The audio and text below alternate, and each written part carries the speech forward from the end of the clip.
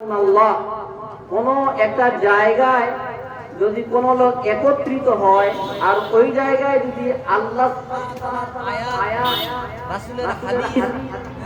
ওই জায়গায় যদি পাঠ করানো হয় ইল্লা না'দাহু মুনাদিন মিনাস সামা, তাহলে আল্লাহ সুবহানাহু ওয়া তাআলা আসমান থেকে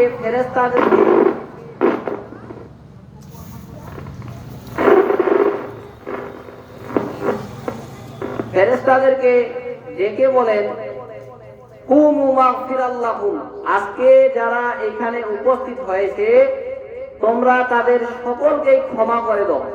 ওয়াবাদদিল্লাকুম সাইয়্যাতিকুম হাসানাত, এবং আল্লাহ সুবহানাহু ওয়া তাআলা এটাও বলে যে তাদেরকে তো ক্ষমা করে দিতে হবে, তাদের যে গুনাহগুলো রয়েছে আল্লাহ সুবহানাহু ওয়া তাআলা এই গুনাহগুলো তাদের নেকিতে পরিণত করে দেন।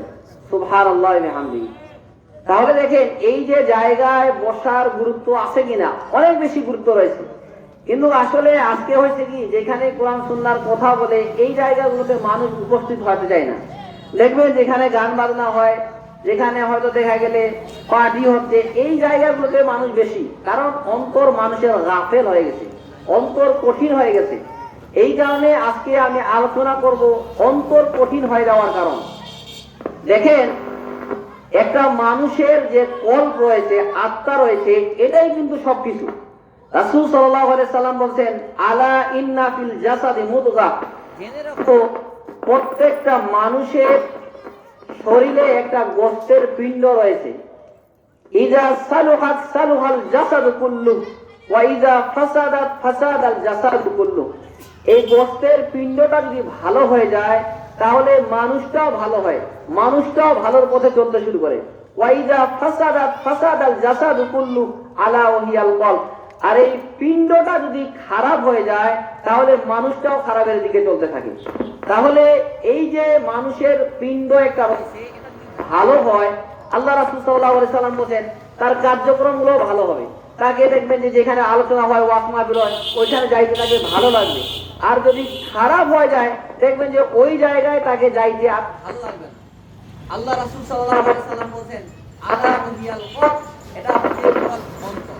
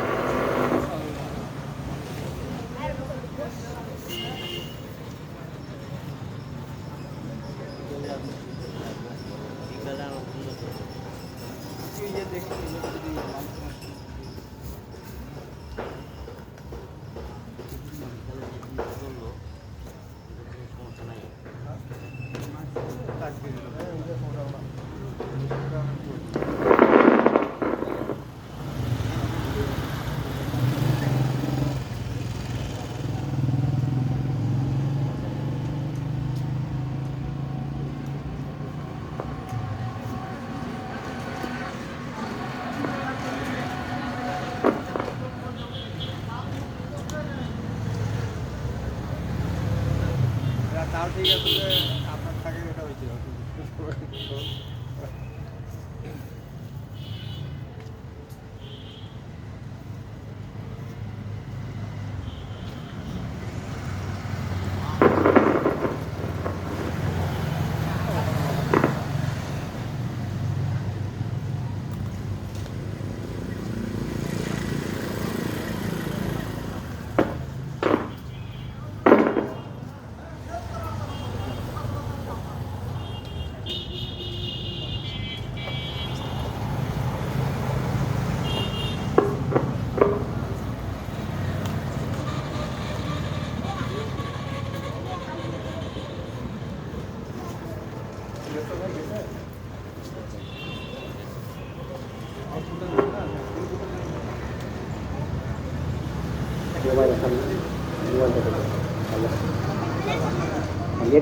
সময় দেখলে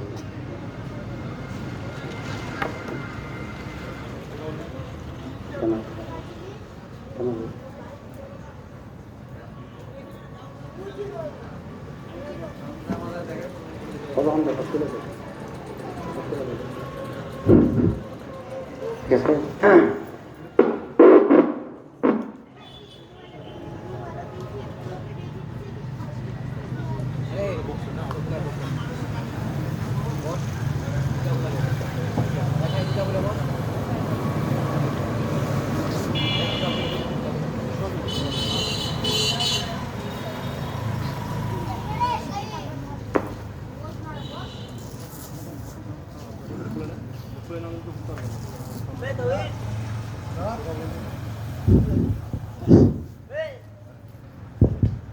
সালাম আলাইকুম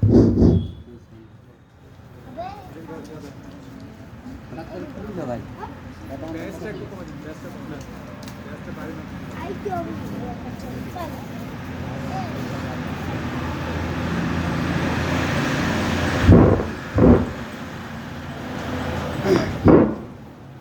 তো সম্মানিত উপস্থিতি, যে কথা বলতে চাচ্ছিলাম যে রাসূল সাল্লাল্লাহু আলাইহি ওয়াসাল্লাম বলতেছেন সেটা হচ্ছে অন্তর বা কল্ব। এই অন্তর যদি মানুষের মরে যায় তাহলে সবকিছুই মানুষের উল্টা পথে চলতে শুরু করবে। তো এই কারণে অন্তর বা কল্ব এটা অত্যন্ত গুরুত্বপূর্ণ বিষয়।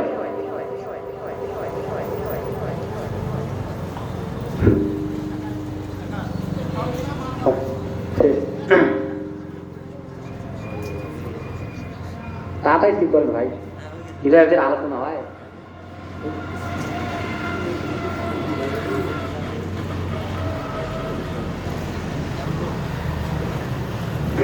রাসূল সাল্লাল্লাহু আলাইহি সাল্লাম বলছেন যে এটা হচ্ছে কল্ব বা অন্তর।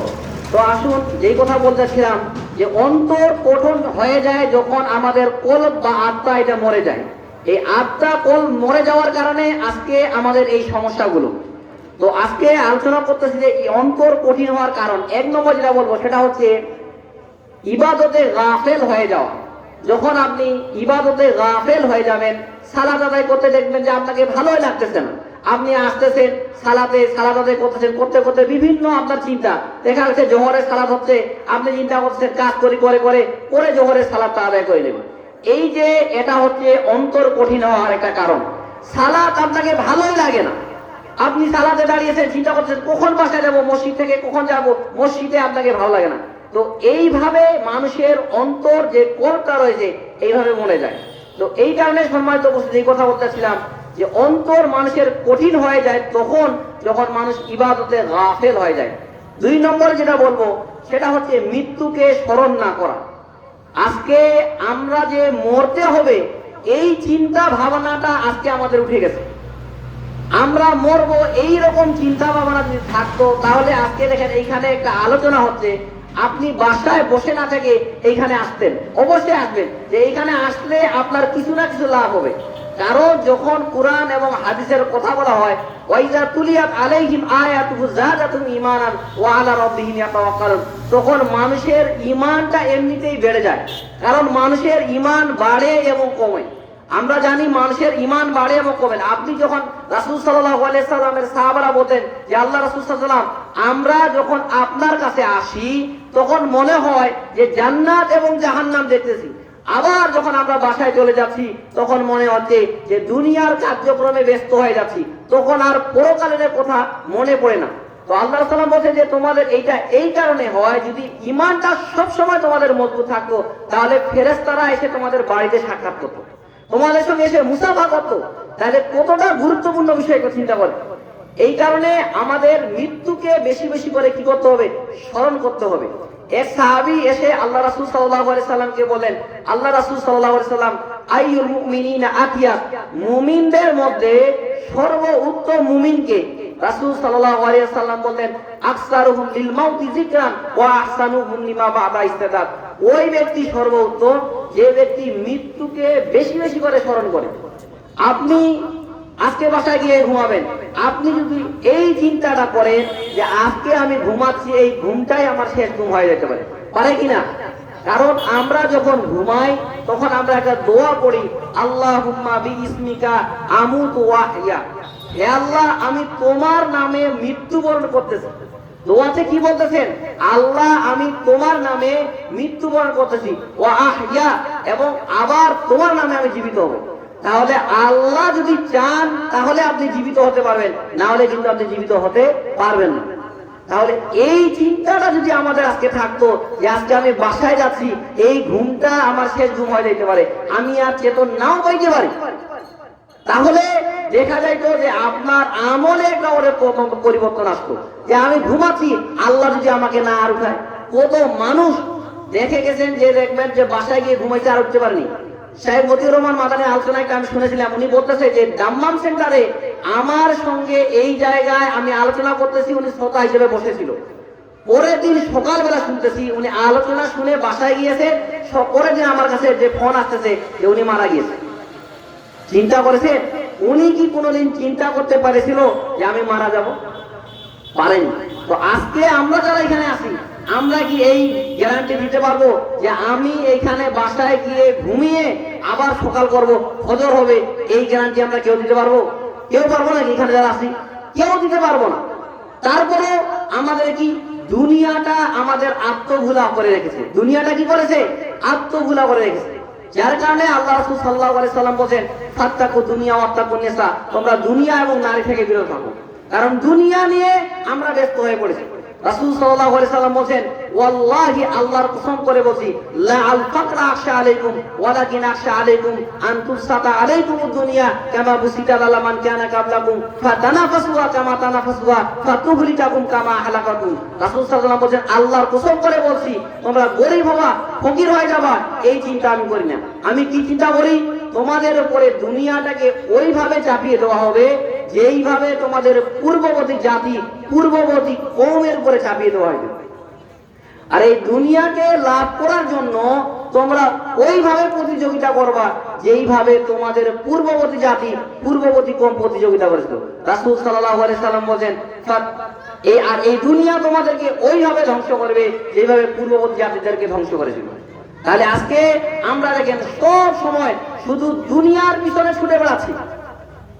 আপনার পরকাল নিয়ে একটু চিন্তা নেই যে আমাকে মরতে হবে, মরার পরে যে আমার একটা বিশাল জগৎ রয়েছে, ওইখান থেকে আর আমি কোনোদিন আসতে পারবো না, এই চিন্তা ভাবনা আজকে আমাদের নেই। আছে? যদি থাকলো তাহলে আমরা তো দুনিয়াকে নিয়ে তো ব্যস্ত হয়ে পড়তাম না। সব সময় আপনি চিন্তা করছেন যে দুনিয়া নিয়ে আমি কিভাবে ব্যস্ত হয়ে থাকি। আপনি চিন্তা করতেছেন সকাল হবে, সকাল হয় আমি কাজে যাব, কাজ থেকে বাসায় এসে ঘুমাবো, ঘুমিয়ে আবার পরের দিনে কাজ করব। এটা হচ্ছে আপনার দৈনন্দিনের রুটিন। এছাড়া আপনার আর কোনো কিছু কাজ নেই। পরকালীন জীবনের জন্য আপনাকে কাজ করতে হবে। আমি মরবো, বিশাল যে আমার একটা দুনিয়ার পরকাল রয়েছে, এই চিন্তা ভাবনা আমাদের নেই। এই চিন্তা আমাদের নেই। যদি থাকতো তাহলে আমরা চিন্তা করতাম যে আমরা ঘুমাচ্ছি মানে মরতেছি, আর না উঠতে পারি, আমরা না উঠতে পারি, এই চিন্তা ভাবনাটা আমাদের নেই। তো যেই কথা বলেছিলাম, দেখেন আল্লাহ রাসূল সাল্লাল্লাহু আলাইহি সাল্লাম বলেন, তোমাদের মধ্যে সর্বোত্তম ওই ব্যক্তি যে মৃত্যুকে বেশি বেশি করে কি করতে পারে? স্মরণ করতে পারে। তো আমাদের মৃত্যুকে সব সময় বেশি বেশি করে যদি স্মরণ করতে পারি, তাহলে এই দুনিয়া নিয়ে আমরা এতটা ব্যস্ত হয়ে পড়বো না। এই দুনিয়া নিয়ে আমরা এতটা ব্যস্ত হয়ে পড়বো না। কিন্তু মৃত্যুর আমাদের স্মরণ নাই। আমরা যে মরবো, যে কোনো সময় আপনি মরতে পারেন, টুডে ওর টুমরো। কিছুদিন আগে দেখলাম ফেসবুকে যে সেম্পলিজ স্কুলের ক্লাস 8-এর একটা ছাত্র, কোন ক্লাসে পড়ে? ক্লাস 8-এর একটা ছাত্র, সে বাসা থেকে স্কুলে আসতেছিল, আস্তে আস্তে স্ট্রোক করে মারা গিয়েছে। ওই ছেলেটা কি কোনোদিন চিন্তা করতে পেরেছিল যে আমি স্ট্রোক করে মারা যাব? স্কুলে যাচ্ছে পারেছিল নাকি? কোনোদিন চিন্তা করতে পারেনি। কিন্তু সে ভাবছে আরো দীর্ঘদিন বাঁচবো, এখন কি মরবো, বিবাহ শাদী করবো, বাচ্চা কাচ্চা হবে, বুড়া হবো, তারপরে আমি মারা যাব। এই চিন্তা ভাবনা কিন্তু তার ছিল কি না? কিন্তু ঘটেছে কিন্তু সম্পূর্ণ উল্টা, ঘটেছে না? তো আমরা দেখবেন কত মানুষ, দেখেন ছোট বাচ্চা দেখা যাচ্ছে যে 8 বছর 10 বছর হঠাৎ করে কি একটা অসুখ হয়েছে, দুনিয়া থেকে চলে গেছে। তো আমাদের এই চিন্তাটা সবসময় করতে হবে যে যে কোনো সময়ে আমার মৃত্যু চলে আসতে পারে, যে কোনো সময় আমি মারা যাইতে পারি, এইরকম এটা আমাদের হতে পারে। কিন্তু এই চিন্তা আজকে আমাদের নেই।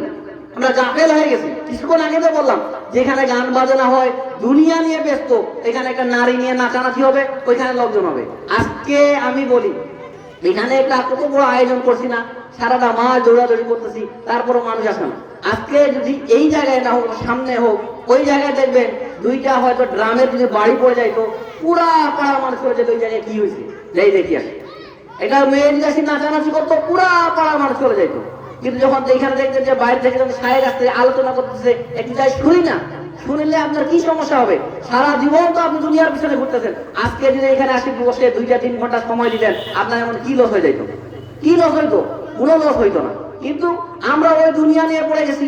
শয়তান আমাদেরকে গাফেল করে রাখছে। সে আল্লাহর সঙ্গে ওয়াদা করেছে যে আল্লাহ আমি তোমার বান্দাদেরকে দুনিয়ার আত্মভোলা করে রাখবো, একেবারে মারা যাওয়ার আগে পর্যন্ত আমি তাকে দুনিয়া নিয়ে ব্যস্ত রাখবো। তো আমাদের অবস্থাটা এরকম, দুনিয়া নিয়ে আমরা সবসময় ব্যস্ত আছি, শুধু দুনিয়া আর দুনিয়া। আর এই দুনিয়াটাই আমাদের কি করবে? ধ্বংস করে দিবে।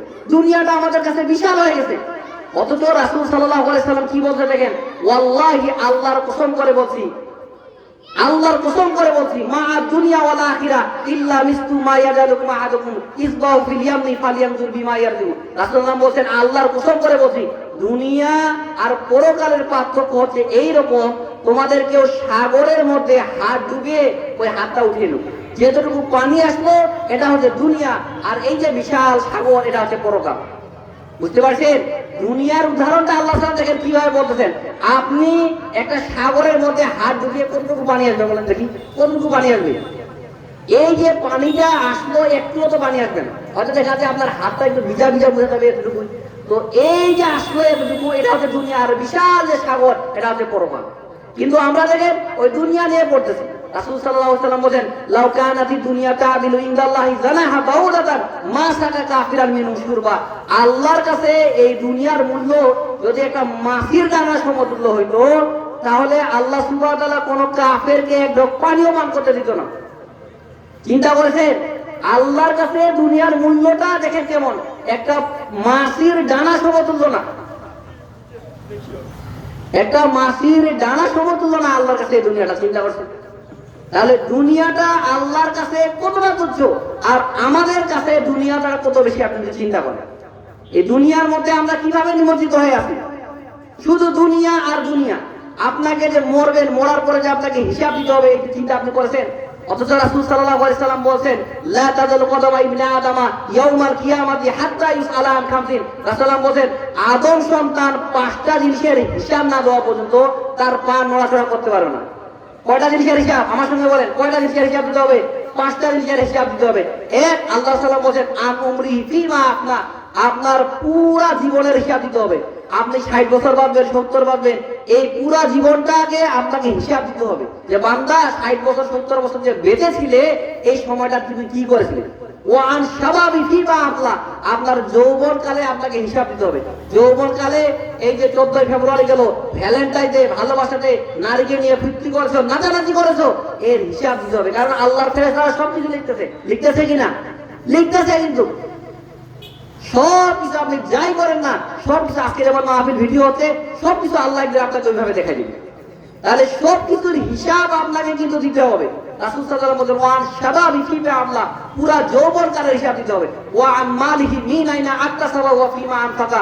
রাসূলুল্লাহ বলেন যে মাল সম্পদ যে আপনি ইনকাম করেছেন, ওটা কোথা থেকে ইনকাম করেছেন আর কোথায় ব্যয় করেছেন, এর হিসাব আপনাকে দিতে হবে। আপনি যদি 10 টাকা হারাম ভাবে ইনকাম করেন, এর হিসাব আল্লাহ সুবহানাহু ওয়া তাআলার দরবারে আপনাকে দিতে হবে। 10 টাকা কেন, 1 টাকা যদি আপনার হারাম হয়, এর হিসাবও আল্লাহর কাছে দিতে হবে। এরপরে আল্লাহ রাসূল সাল্লাল্লাহু আলাইহি ওয়াসাল্লাম বলেন, যদি তুমি যে মালটা ব্যয় করেছো, কোথায় ব্যয় করেছো, এর হিসাব আপনাকে দিতে হবে। এর হিসাব কি আপনাকে দিতে হবে? আপনার বাসায় ডিশ লাইন আছে, ওই ডিশ লাইনে মেয়েরা নাচানাচি করতেছে, মাসে মাসে 100 টাকা করে দিচ্ছেন না? দিচ্ছেন কিনা? এই যে টাকাটা দিচ্ছেন, এই টাকার হিসাব আপনাকে দিতেই হবে। আপনি কি মনে করেছেন?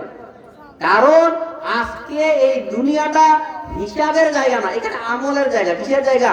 আমলের জায়গা। আলী রাদিয়াল্লাহু আনহু একটা আশা রয়েছে, কোসা রয়েছে, তিনি বলতেছেন যে ইরতা হালাতি দুনিয়া মুকবিলাতুন ওয়ারতা হালাতিল আখিরাতু মুকবিলাতুন ওয়ালিকুল্লি ওয়াহিদাতুন বানুন। রাসূল সাল্লাল্লাহু আলাইহি সাল্লামের সাহাবী আলী রাদিয়াল্লাহু আনহু বলেন যে এই দুনিয়াটা মানুষকে পিঠ দেখিয়ে চলে যাচ্ছে, পিঠ দেখিয়ে চলে যাচ্ছে, আর পরকাল সামনের দিকে ধাওয়া করে আসতেছে আপনাকে ধোয়ার জন্য। আপনার যতই দিন যাচ্ছে, আজকের রাতটা চলে যাচ্ছে, আপনার যে আয়ু থাকে একটা রাত চলে গেল না? গেলই না? তাহলে পিঠ থেকে আপনাকে চলে যাচ্ছে না? আর কিয়ামত আর আপনার মৃত্যু আপনাকে ধাওয়া করে আসতেছে ধরার জন্য। আল্লাহ সাল্লাল্লাহু সাহাবী বলেন, ওয়ালিকুল্লি ওয়াহিদাতুন মিনহুমা বানুন, প্রত্যেকেরই সন্তান আছে। ফাকুনু মিন আবনাইল আখিরা ওয়ালা তাকুনু মিন আবনাই দুনিয়া, তোমরা পরকালের সন্তান হও আর তোমরা দুনিয়ার সন্তান হও না। কোথার সন্তান হও? পরকালের সন্তান হও, দুনিয়ার সন্তান তোমরা হইও না। কারণ ফাইনাল ইয়াউমা আমালুন ওয়ালা হিসাবা ওয়া গাদান হিসাবুন ওয়ালা আমালা। আজকের দিনে কোনো হিসাব নেই। আপনি যে বাসায় ডিসলাইনটা লাগিয়ে রাখছেন, অস্থির মেয়েরা নাচানাচি করতেছে, আল্লাহ আপনাকে সে কোনোদিন বলেছে নাকি যে বান্দা এই যে টাকাটা অস্থির কাজে ব্যয় করছো এর হিসাব দাও? বলেছে কোনোদিন? না ফেরেশতা রাশি বলেছে? যদি বলতো তাহলে তো আপনি ওই দিনে বন্ধ করে দিতেন।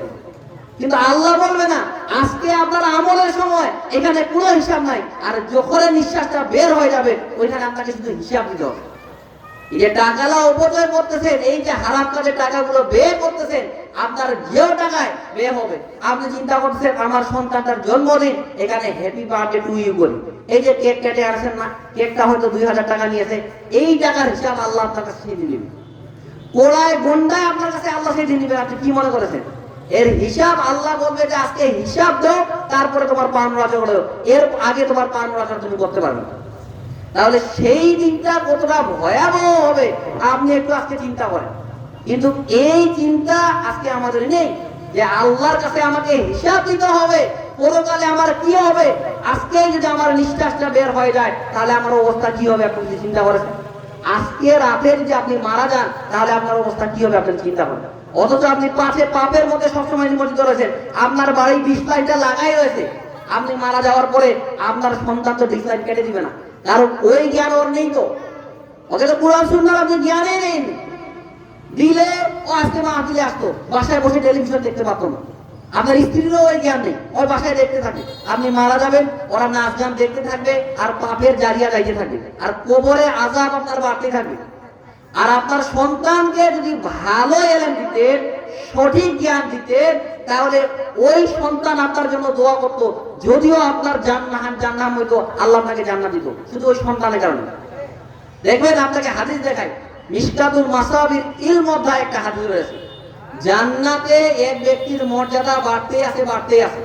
তো ওই ব্যক্তি আল্লাহকে বলছেন, ইয়া রব্বি আন্না লাকি হাজা, আল্লাহ জান্নাতে আমার মর্যাদা কেন বাড়তে আছে? তো বলতেছে ইস্তাগফারি ওয়ালাদাকালা, দুনিয়াতে তোমার একটা নেক সন্তান তুমি রেখে এসেছিল, এই সন্তান তোমার জন্য আজকে দোয়া করতেছে। কি করতেছে?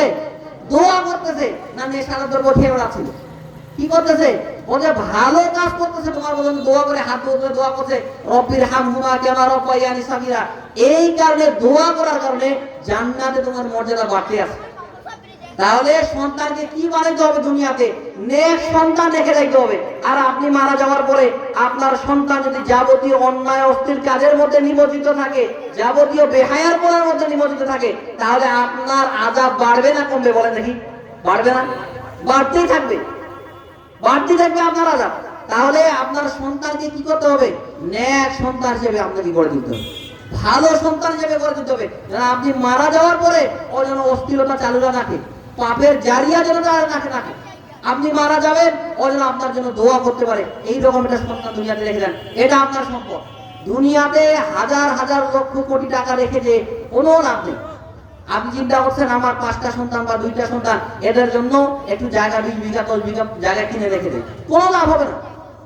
আপনি আপনার যে টাকা পয়সা এটা আল্লাহ রাস্তায় ব্যয় করেন, এর জন্য আপনি এটা হচ্ছে আপনার সাদকাতুল জারিয়া। হ্যাঁ, আপনার সন্তানকে আপনি এমন ভাবে রেখে যাবেন না যে সে মানুষের কাছে ভিক্ষা করে, এইরকম ভাবে রাখতে পারেন নিষেধ করতেছে।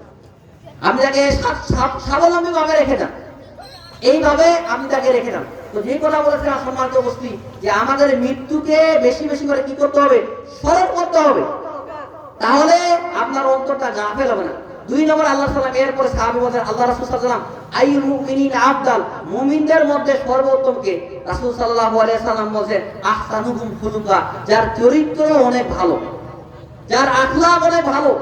মনে রাখবেন, যার আখলাক ভালো এই ব্যক্তি, রাসূল সাল্লাল্লাহু আলাইহি ওয়াসাল্লাম বলেন ইন্না আসকালা শাইইন ইউদাউ ফি মিজানিল মুমিন ইয়াউমাল কিয়ামাতি হুসনুল খুলুক, কিয়ামতের দিনে মিজানের দাড়ি পাল্লা সবচেয়ে যেটা ভারী হবে সেটা হচ্ছে উত্তম আখলাক, উত্তম চরিত্র। কি বেশি ভারী হবে? উত্তম চরিত্র বেশি ভারী হবে। আপনার মিজানের পাল্লায় সালাতের নেকি বেশি ভারী হবে না, যে এই বান্দা অনেক বেশি নফল সালাত আদায় করছে, এই নেকি ভারী হবে না। আপনি হজ করে এসেছেন, এইটা সবচেয়ে বেশি ভারী হবে না। ভারী হবে কি? আপনার উত্তম আখলাক। আপনার সঙ্গে আমার দেখা হয়েছে, ভাই কেমন আছেন, আসসালামু আলাইকুম রাহমাতুল্লাহ, একটু হেসে কথা বলেন, একটু 2টা ভালো কথা বললেন, এই যে আপনি ভালো ব্যবহারটা করেছেন, এইটা আপনার মিজানের পাল্লায় সবচেয়ে বেশি ভারী হবে। চিন্তা করেছেন? উত্তম আখলাক এটা কত বেশি গুরুত্বপূর্ণ। আর মানুষ দুইটা কারণে সবচেয়ে বেশি জান্নাতে যাবে। কয়টা কারণে বলেন দেখি? দুইটা কারণে সবচেয়ে বেশি জান্নাতে যাবে। এক, আল্লাহ রাসূল সাল্লাল্লাহু আলাইহি ওয়াসাল্লাম আপনি বলছেন আল্লাহ সাল্লাম আতাদুন্না মা আসাল্লাহ ইয়াদখুলুনা নাসুল জান্নাহ। আচ্ছা আপনি কি বলতে পারবেন কোন দুইটা কারণে মানুষ সবচেয়ে বেশি জান্নাতে যাবে? তো সাহাবী যখন এই প্রশ্ন করলেন আল্লাহ রাসূল সাল্লাল্লাহু আলাইহি ওয়াসাল্লাম বলেন তাকওয়াল্লাহি হুসনুল কুলুব, আল্লাহর ভয় আর উত্তম চরিত্র, এই দুইটা কারণে মানুষ সবচেয়ে বেশি জান্নাতে যাবে। কয়টা কারণে? এই দুইটা কারণে মানুষ সবচেয়ে বেশি জান্নাতে যাবে। কয় কারণে? ভালোভাবে শুনে যান।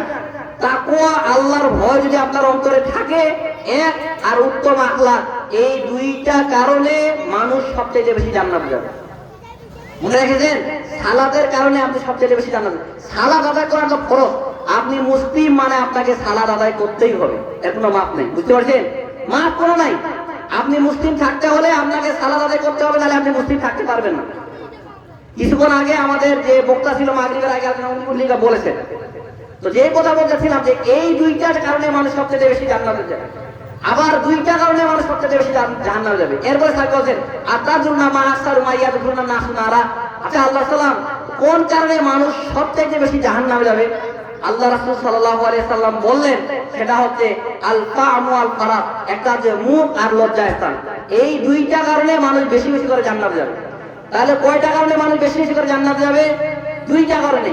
তাকওয়া আল্লাহ, আল্লাহর ভয় আর সুন্দর চরিত্র, এই দুইটা কারণে মানুষ জান্নাতে যাবে। আর দুইটা কারণে মানুষ সবচেয়ে বেশি জাহান্নামে যাবে।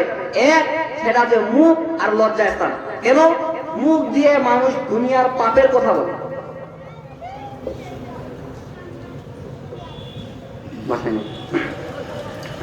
দুইটা কারণে মানুষ সবচেয়ে বেশি কি করবে? জান্নাতে যাবে। তাকওয়া আল্লাহ, আল্লাহর ভয় আর উত্তম চরিত্র, এই দুইটা কারণে জান্নাতে যাবে। আর দুইটা কারণে জাহান্নামে যাবে, সেটা হচ্ছে মুখ আর লজ্জা স্থান। কারণ মুখ দিয়ে মানুষ যাবতীয় অন্যায় অত্যাচার করে, মুখ দিয়ে একজন আরেকজনকে গালি দেয়, দেখি না? হ্যাঁ, আপনার সঙ্গে একটা লোক, আজকে গতকালকে দেখলাম এক অটোওয়ালার সঙ্গে মোটরসাইকেল লেগে গেছে। লাগতেই তো পারে, রাস্তায় আপনি চলছেন, অ্যাক্সিডেন্ট তো হতেই পারে, স্বাভাবিক। তো উঠে এমন ভাবে গালি গালাজ করতে শুরু করলো, মনে হচ্ছে একজন দুইজন নয় মানুষ না, দুজনে পশু আর জানোয়ার। বুঝতে পারছেন? বলতে চিনতেই পারে না। সে তো বলতে পারো ভাই ভুল হয়ে গেছে, সেও বলতে পারে বলে কেটে পারতে পারে, দুইজনের কোনো ক্ষতি করেনি। তারপরে দেখেন অশ্লীল ভাষায় গালি গালাজ করতেই আসে। এটা হচ্ছে বর্তমান সময়ে মানুষের আখলাক, মানুষের চরিত্র। তো এই আল্লাহ সাল্লাম বলছেন যে মানুষ সবচেয়ে বেশি জাহান্নামে যাবে কি জন্য? একটা হচ্ছে মুখের কারণ। এই মুখ দিয়ে আপনি মানুষকে গালিগালাজ করেন, এই মুখ দিয়ে আপনি আপনার স্ত্রীকে গালিগালাজ করতেছেন, অশ্লীল ভাষায় গালিগালাজ করতেছেন, যার কারণে আপনি জাহান্নামে যাবেন। আপনি সালাত যতই আদায় করেন, আপনি অশ্লীল ভাষা হলে আপনাকে জাহান্নামে যাইতে হবে। আর লজ্জাস্থান দিয়ে মানুষ জেনাবে বিচার করে না, এই কারণে মানুষ জাহান্নামে যাবে। তো যেই কথা বলেছিলাম সম্মানিত উপস্থিতি, আমাদের মৃত্যুকে যত বেশি আমরা স্মরণ করব, আমাদের অন্তর তত বেশি হালকা হয়ে যাবে। আর স্মরণ করবেন না, অন্তর কঠিন হয়ে যাবে। 3 নম্বর যেটা বলবো সেটা হচ্ছে অধিক হাসি হাসা। কি করা? অধিক হাসা। কিছু কিছু মানুষ দেখেন না, বলেন যে ভাই হাসতেই হবে রে, দুনিয়াটাতে কি কান্দে লাভ আছে নাকি? বলে না, সবসময় হাসি হাসি খাই দেয় আর ফুর্তি করে দুনিয়াটাকে চলে যায়। অথচ অধিক হাসি রাসূল সাল্লাল্লাহু আলাইহি ওয়াসাল্লাম বলেন এর কারণে মানুষের অন্তর মরে যায়। কি কারণে? অধিক হাসির কারণে। দেখেন আল্লাহ রাসূল সাল্লাল্লাহু আলাইহি ওয়াসাল্লাম আবু হুরায়রাকে বলছে, আবু হুরায়রা তুমি তোমার নিজের পক্ষ থেকে 6টা জিনিসের যদি জামিনদার হইতে পারো, এই 6টা জিনিস ঘুরে রাখতে পারো, তাহলে তুমি তাকওয়াবান হইতে পারো। এক, আল্লাহ রাসূল সাল্লাল্লাহু আলাইহি ওয়াসাল্লাম বলেন ইত্তাকি মাহারিমা তাকুন আবাদান নাস। রাসূল সাল্লাল্লাহু আলাইহি ওয়াসাল্লাম বলেন তুমি আল্লাহকে সবসময় ভয় করবা, তাহলে তুমি হবে সবচাইতে বেশি পরহেজগার। কি? সবচাইতে বেশি পরহেজগার তুমি তখন হইতে পারবা যখন তুমি আল্লাহকে বেশি বেশি করে ভয় করবা। চিন্তা করেছেন? আপনি যদি আল্লাহকে বেশি করে ভয় করেন, আপনি হবে সবচেয়ে বেশি পরহেজগার। 1 নম্বর ইত্তাকি মাহারিমা তাকুনা আবাদানা ওয়ারদা বিমা কাসামাল্লাহু লা তাকুনা আগনানা। আল্লাহ তোমার তকদির যেইভাবে রেখেছে ওইটার উপর যদি তুমি সন্তুষ্ট থাকতে পারো, তাহলে তুমি হবে সবচাইতে বেশি ধনী। চিন্তা করেছেন? অনেকে চিন্তা করে আল্লাহ আমার কি তকদির দিয়েছে রে, দুনিয়াতে ওরা আছে অনেক কোটিপতি, আমার তো দুনিয়াতে কিছুই নেই, আমি ফকির হিসাবে আল্লাহ আমাকে পাঠিয়েছে। এর উপরে যদি আপনি সন্তুষ্ট থাকতে পারেন, তাহলে আপনি হবেন সবচেয়ে বেশি ধনী।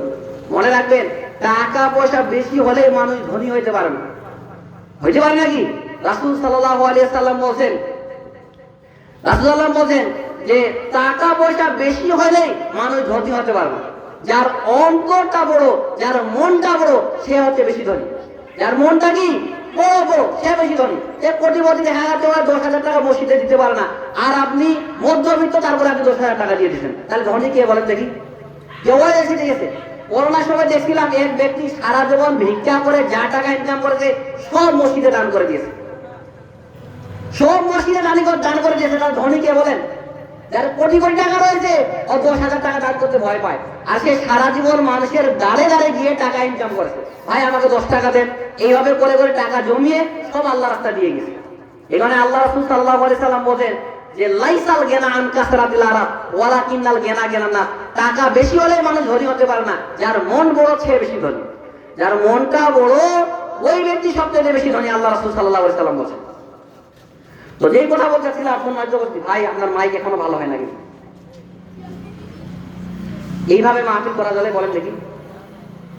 আপনি সবকিছু আগে থেকে ঠিক করে নেবেন, এই যে পরিবেশটাই পুরোটা নষ্ট হয়ে গেছে, আপনি জানেন এই মাইকটার কারণে। আমরা তো সবসময় আলোচনা করি মাহফিলে, কি সাউন্ড সিস্টেম আপনি দিয়েছেন, আপনাকে তো বলা হয়েছে যে ভাইয়ের সাউন্ড সিস্টেম বাড়াবে, মাহফিল থাকে আপনি সেই কম থাকে। আমি নিজেই কথাটা বলতে বাধ্য হচ্ছি, আপনি এরপর যখন দ্বিতীয় বক্তা আসবে, প্রধান বক্তা আসবে, তারা কি বলবে?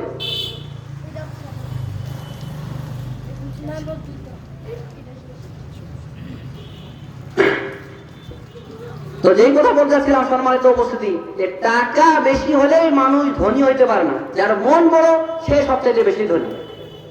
তো যেই কথা বলেছিলাম, এরপরে আল্লাহ রাসূল সাল্লাল্লাহু আলাইহি সাল্লাম বলেন ওয়ালা কাসরাত দহি, তুমি অধিক হাসবে না, কারণ ফাইন্না কাসরাত দহিকা তুমিতুল কলব, অধিক হাসি মানুষের অন্তরটাকে মেরে ফেলে। যখন আপনি হাসতেই থাকবেন অনেক বেশি, অন্তর আপনার মরে যাবে। অন্তর কি একেবারে মরে যাবে, ইবাদত বندگی করতে আপনার ভালো লাগবে। তাহলে যে কথা বলেছিলাম, কম হাসতে হবে আর কাঁদতে হবে বেশি। রাসূল সাল্লাল্লাহু আলাইহি সাল্লাম বলেন যে আমি যেমন আল্লাহকে জানি, ওইভাবে তোমরা যদি আল্লাহকে জানতে, তাহলে লা বাকাইতুম কাসিরা লা দাহিকতুম কালিল, তাহলে তোমরা কাঁদতে বেশি বেশি করে আর হাসতে কম কম করে। আর আমরা চিন্তা করছি হাসি বুদ্ধির মধ্যে সবসময় থাকতে হবে, কাঁদতে হবে কম। যখন আপনি আল্লাহর ভয়ে সবসময় কান্দাকাটি করবেন, অন্তরটা আপনার নরম হয়ে যাবে। অন্তর কি হয়ে যাবে? নরম হয়ে যাবে। সাহাবায়ে কেরামরা যখন সালাতে দাঁড়াতো, যখন কোরআন তেলাওয়াত করতো, চোখ দিয়ে তাদের ঝরঝর করে পানি পড়তো। আর আমরা বছর কি বছর যায়, মাস কি মাস যায়, আমাদের অন্তর, আমাদের চোখ দিয়ে একটু পানি বের হয় না, চোখ দিয়ে আপনার পানিও বের হয় না। কেন? আপনার অন্তরটা কঠিন হয়ে গেছে। আপনি আল্লাহর ভয়ে কাঁদতে পারতেছেন না, মানে আপনার অন্তর কঠিন হয়ে গেছে। আপনি লিখিত নেন, আপনার যখন চোখ দিয়ে ঝরঝর করে পানি আসবে, তখন আপনি মনে করেন যে আমার অন্তরটা ঠিক রয়েছে। এটাই হচ্ছে ঈমান। এ সাহাবী এসে আল্লাহ রাসূল সাল্লাল্লাহু আলাইহি সাল্লামকে বললেন যে আল্লাহ রাসূল সাল্লাল্লাহু আলাইহি সাল্লাম, আমার অন্তরটা খুবই বেশি শক্ত হয়ে গেছে, খুবই শক্ত, কান্না আসে না। তো আল্লাহ রাসূল সাল্লাল্লাহু আলাইহি সাল্লাম বললেন, তুমি যারা এতিম রয়েছে তাদেরকে কি করো, তাদের মাথায় হাত বুলাও, আর যারা মিসকিন রয়েছে তাদেরকে খাদ্য খাওয়াও, তাহলে অন্তর তোমার নরম হয়ে যাবে। তাহলে এতিমের মাথায় যদি আপনি হাত বুলান, তাহলে আপনার কি হয়ে যাবে? অন্তরটা নরম হয়ে যাবে। তো যেই কথা বললাম যে অন্তর কঠিন হওয়ার একটা কারণ হচ্ছে অধিক হাসা। এরপর যেটা বলবো সেটা হচ্ছে বেশি বেশি যে পাপ করলে, যখন আপনি বেশি বেশি করে পাপ করতেই থাকবেন, করতে থাকবেন, অন্তর আপনার তখন কঠিন হয়ে যাবে। অন্তর কি হয়ে যাবে? কঠিন হবে। আল্লাহ সাল্লাম বলছেন যে আদম সন্তান যখন একটা পাপ করে, তখন তার অন্তরে একটা কালো দাগ পড়ে। এইভাবে যখন পাপ করতে করতে থাকে, তখন তার অন্তরটা কালো কুটকুট হয়ে যায়, তখন আর তার অন্তরে হেদায়েত ঢোকে না। আল্লাহ বলেন কাল্লা বাল রানা আলা কুলুবিহিম মা কানু ইয়াকসিবুন, এদের অন্তরটা অনেক বেশি কঠিন হয়েছে, এখানে আর হেদায়েত ঢোকে না। কাল্লা বাল রানা, অন্তরে মরিচিকা পড়ে গেছে, এই অন্তরে আর হেদায়েত ঢুকবে না। এই কারণে আমাদের অবস্থা, অন্তরে মরিচিকা পড়ে যাওয়ার কারণে আজকে আমাদের হেদায়েত ঢোকে না, কোরআন হাদিসের কথা ভালো লাগে না। কারণ সাহাবায়ে কেরামরা, আপনারা যেমন আজকে বসে থাকতেন, রাসূল যখন আলোচনা করতো, যখন রাসূল আলোচনা করতেন, সাহাবায়ে কেরামরা ঝরঝর করে কান্না করতেন। কিন্তু আজকে কোরআন হাদিসের কথা শুনে আমাদের কোনো তাসির হয় না। আপনি এখানে শুনতেছেন, যারা আসতেছেন হয়তো নামাজ পড়ে আজকে বলা হচ্ছে 5 ওয়াক্ত সালাত করবেন, বাসায় গেলেন আবার জেগে আসে, তাহলে তাসির হচ্ছে না, অন্তর কলব এটা আপনার মরে গেছে। তো যেই কথা বলছিলাম সম্মানিত উপস্থিতি, অন্তর মরে যাওয়ার একটা কারণ হচ্ছে, সেটা হচ্ছে বেশি বেশি করে পাপ করলে। যখন আপনি বেশি বেশি করে গান শুনবেন, তখন আপনার অন্তরটা মরে যাবে বেশি করে। যখন আপনি বেশি বেশি করে ফিল্ম দেখবেন, অন্তর আপনার বেশি করে মরে যাবে। বুঝতে পারছেন? এই কারণে পাপ থেকে আপনি যত বেশি বিরত থাকবেন, অন্তর আপনার তত বেশি ভালো থাকবে। এরপর যেটা বলবো সেটা হচ্ছে ঈমানি পরিবেশ থেকে দূরে থাকা। আপনি ভালো মানুষের সঙ্গে যদি উঠা বসা না করেন, অন্তরটা আপনার বেশি কঠিন হয়ে যাবে। আজকে আমাদের ভালো জিনিসটা ভালো লাগে না কেন জানেন? ভালো মানুষের সঙ্গে উঠা বসে না। আপনার যদি ভালো মানুষের সঙ্গে উঠা বসে, ওই লোকটা বলতো ভাই আজকে ওই জায়গায় একটা মাহফিল হচ্ছে, চলুন যাই, ও আপনাকে নিয়ে আসতো ওই জায়গায়, বুঝতে পারছেন? আর যখন আপনি খারাপ মানুষের সঙ্গে উঠা বসা করবেন, ও বলবে চলবে আজকে ওই জায়গায় গান বাজনা হচ্ছে, ওইখানে যাই, অন্তর মরবে না? ভালো আল্লাহর কথা ভালো লাগবে? লাগবে না। এইভাবে চলতে চলতে দেখবেন যে আর আপনাকে কোনো কিছু ভালো লাগে না, আল্লাহর কথা ভালোই লাগে না। যেখানে গান বাজনা অশ্লীলতা, ওই জায়গায় আপনাকে বেশি ভালো লাগে। তো অন্তর কঠিন হয়ে যাওয়ার একটা এই কয়টা কারণ, সেটা হচ্ছে ইমানি পরিবেশ থেকে দূরে থাকা। এই কারণে সৎ সঙ্গীর সঙ্গে থাকতে হবে। যারা ভালো মানুষ তাদের সঙ্গে থাকতে হবে। যারা সৎ সঙ্গী, এদের যারা আল্লাহ সাল্লাম কিভাবে দিচ্ছেন জানেন? মাসালুদ জালিস সালে ওয়া সাওয়াইকা হামিল মিসকি ওয়া তামিল মুরিদ। রাসূলুল্লাহ বলেন যে সৎ সঙ্গী আর খারাপ সঙ্গীর উদাহরণ হচ্ছে আতরওয়ালা আর হাপড়ের মতো। আতরওয়ালা আর হাপড়ের মতো। রাসূল সাল্লাল্লাহু আলাইহি সাল্লাম বলেন যে ইম্মা আনিসরিকা সিয়াবাকা ওয়া ইম্মা আনতাদাগি মিন হুরিহান তাইয়্যিবা। তুমি যদি ভালো মানুষের সঙ্গে থাকো, তাহলে দেখা গেল যে তার সঙ্গে থাকার কারণে হয়তো সে তোমাকে আতর এমনিতেই দিল। আতর যদি এমনিতেও না দে, তার পাশে বসে থাকার কারণে তুমি তো ঘ্রাণ পাবা। আচ্ছা, আমি যদি আজকে এই জায়গায় আতর মেখে থাকি, পাশে ভাইরা আছে, আতরের ঘ্রাণ পাবে না? পাবে কিনা? পাবে। কিন্তু আমাদের প্রিন্স ভাই আতর মাখতে খুব ভালোবাসে, উনি প্রায় মসজিদে আতর মেখে আসে। তো আমরা যারা থাকি এমনিতেই আতরের ঘ্রাণ পাই। উনি যদি আমার সিগারেট খেয়ে আসতো, সিগারেটের গন্ধ পাইতাম না? পাইতাম কিনা? পাইতাম। কিন্তু তো ভালো মানুষ আতর মেখে আসছে, আতরের ঘ্রাণ পাচ্ছে। তো রাসূল সাল্লাল্লাহু আলাইহি সাল্লাম বলছে যে ভালো সঙ্গীর উত্তরাণ হচ্ছে আতর আলার মতো। তুমি তার পাশে যদি থাকো, তাহলে হয়তো সে তোমাকে আতর দিবে, আর না হলো তুমি তো আতরের ঘ্রাণ তো পাবা। ঠিক আছে না? এরপরে আল্লাহ রাসূল বলেন খারাপ সঙ্গীর উদাহরণ হচ্ছে হাপড়ওয়ালার মতো। যদি তুমি হাপড়ওয়ালার কামারের পাশে থাকো, হয়তো দেখা গেল যে কামারের যে আগুনের ফুলকি এসে তোমার কাপড়কে জ্বালিয়ে দিবে। আর কাপড় যদি জ্বালিয়ে নাও দে, তার পাশে থাকার কারণে ওই যে ধোঁয়াটা তোমার নাকে আসে লাগবে। লাগবে না? আপনি যদি কামারের পাশে যান, ওর ধোঁয়া আপনার নাকে লাগবে না? লাগবে কিনা? তো ঠিক আপনি যদি খারাপ সঙ্গীর সঙ্গে থাকেন, তাহলে দেখা যাবে যে ওর ধোঁয়াটা আপনার নাকে লেগে আসে, আপনি খারাপ হয়ে যাবেন। এই কারণে সম্মানিত উপস্থিতি, আমাদের দ্বিতীয় বক্তা চলে এসেছে, আমি আর আলোচনা বাড়াবো না। তো আসুন শেষের দিকে বলে শেষ করে দিই যে এর প্রতিকার কি। অন্তর কঠিন যে হয়ে গেছে, এটা থেকে বাঁচবেন আপনি কিভাবে? এক নম্বর যেটা বলবো সেটা হচ্ছে তাকওয়া অবলম্বন করা। আপনি বেশি বেশি যদি পরহেজগারিতা অবলম্বন করতে পারেন, তাহলে আপনার অন্তর কঠিন থেকে আপনি দূরে থাকতে পারবেন। দুই নম্বর হচ্ছে বেশি করে কবর জিয়ারত করা। আপনি দেখেন যে আপনার বাপ মারা গেছে, বছর কি বছর গেছে, ওই হয়তো ঈদুল ফিতরে, ঈদুল আজহায় আপনি যাবেন, এছাড়া আপনি আর যাবেন না। যাবেন নাকি? যাবেন। তো আল্লাহ রাসূল সাল্লাল্লাহু আলাইহি সাল্লাম বলছেন যে তোমরা বেশি বেশি করে কবর জিয়ারত করো, কারণ কবর জিয়ারত করলে তোমাদের পরকালের কথা মনে পড়ে যাবে। কি হবে? পরকালের কথা তোমাদের মনে পড়ে যাবে। এই কারণে কবর জিয়ারত করতে হবে। আমরা যাই বছরে একদিন আর 2 দিন, আপনি প্রতিদিন কবরস্থানে যান। কবরস্থান আর সেটা হচ্ছে কি হাসপাতাল, এই 2 জায়গায় যদি আপনি বেশি করে যান, তাহলে আপনার পরকালের কথা মনে পড়ে যাবে। পরকালের কি কথা আপনার বেশি করে মনে পড়ে যাবে। তো যে কথা বলতেছি সম্মানিত উপস্থিতি, যে আমাদের বেশি করে কোথায় যাইতে হবে? কবরস্থানে যাইতে হবে। এই যে আপনার বাড়ির পাশে যে কবরস্থানটা রয়েছে, আপনি কয়দিন যান? আমি একটা কথা বারবার বলি, এই কবরস্থান দিয়ে আপনি প্রতিদিন হাতে যান, এটা মেইন রাস্তায় গিয়ে পাড়ায় ঢুকতে হয়। তো আপনি একদিন কি চিন্তা করতেছেন যে হায় রে, আমার বাবা একদিন এই কবরের পাশ দিয়ে যাইতো, আজকে আমার বাবা নাই, আমি যাচ্ছি? চিন্তা করেছেন কোনোদিন? এইরকম তো হবে। একদিন দেখবে যে আপনি শুয়ে আছেন, আপনার সন্তান যাচ্ছে আপনার পাশ দিয়ে, ওরও কোনো পরিবর্তন হবে না। কিন্তু আপনি যদি চিন্তা করেন যে আমার বাবা এখানে, আমার দাদা শুয়ে আছে, আমাকে একদিন এখানে শুইতে হবে, তাহলে দেখবেন যে আপনি মসজিদ মুখে হইতে পারবেন। কিন্তু এই চিন্তা ভাবনা না থাকার কারণে আমাদের আজকে এই অবস্থা। যে কথা বলতেছিলাম সম্মানিত উপস্থিতি, আলোচনা করতেছি না। আর আসলে যান্ত্রিক ত্রুটির কারণে আমরা একটু দুঃখিত যে যান্ত্রিক একটু ত্রুটি হতেই পারে। আসলে কি আর বলবেন, হয়তো দেখা গেল যে এটা রবের ফায়সালা, কিছু করার নেই, আপনারা একটু মেনে নেন। ভাই সালা কিছুদিন আগে ঠিক করুন, তারপরে দ্বিতীয় জন সাহেব আসতেছেন, আলোচনা করবেন। তো যেসব কথা বললাম, আল্লাহ সুবহানাহু ওয়া তাআলা যেন আমাদের এই কথা বলা আমল করার তৌফিক দান করেন। আল্লাহুম্মা আমিন। আরো কিছু আলোচনা ছিল, আসলে আলোচনাগুলো একেবারে অগুছালো হয়ে গেল। মায়ের সমস্যা হলে অনেক সমস্যা হয়ে যায়। তারপরে বলি, যেহেতু আসলে এটা অনেক কষ্ট করে আজকের যে মাহফিলটা, পুরো মাস, একটা মাস কতটা যে আমরা পরিশ্রম করে এই মাহফিলটা আজকে আয়োজন করছি জানেন? কত যে দৌড়াদৌড়ি করতে হয় এই একটা প্রোগ্রামের জন্য। সারাটা বছর একটা চিন্তা ভাবনা যেটা প্রোগ্রাম করবো, ঠিক মতো ঘুম হয় না। আমিও তো বিভিন্ন জায়গায় আলোচনা করি, আবার খুতবা আছে, তারপরে একাই দৌড়াদৌড়ি করতেছি শুধু আপনাদের জন্য।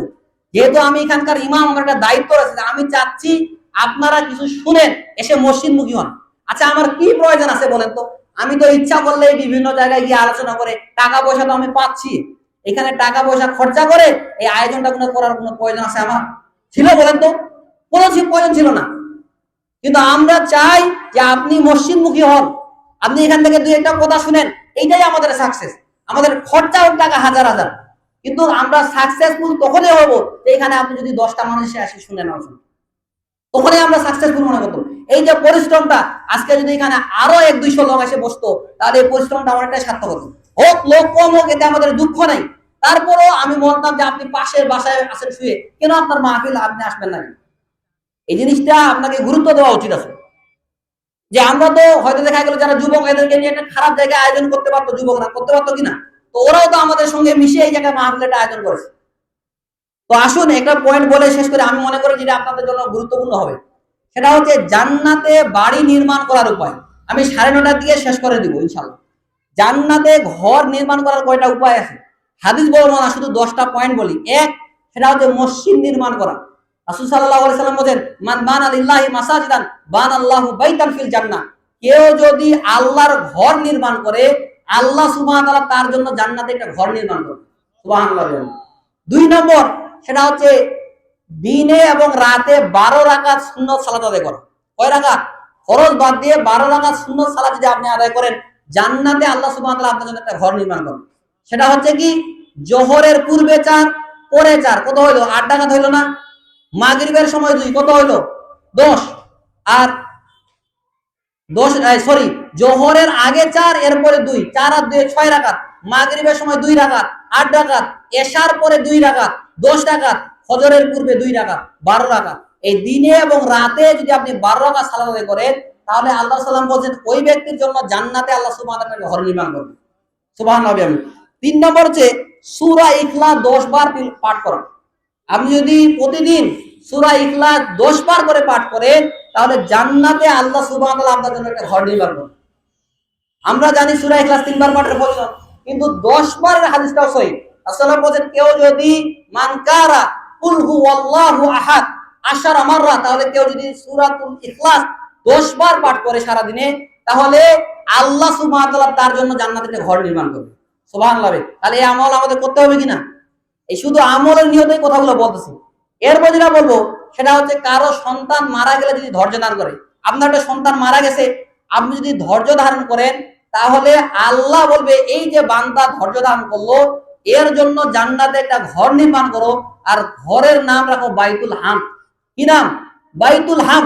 এগুলা হাদিস দ্বারা অনেকক্ষণ বলা যাইতো, কিন্তু আসলে পরিবেশটা অনেকটা নষ্ট হয়ে গেছে। এরপর যেটা বলবো, সেটা হচ্ছে মজাক করে তর্ক বিতর্ক পরিহার করা, মজাক করে মিথ্যা কথা না বলা।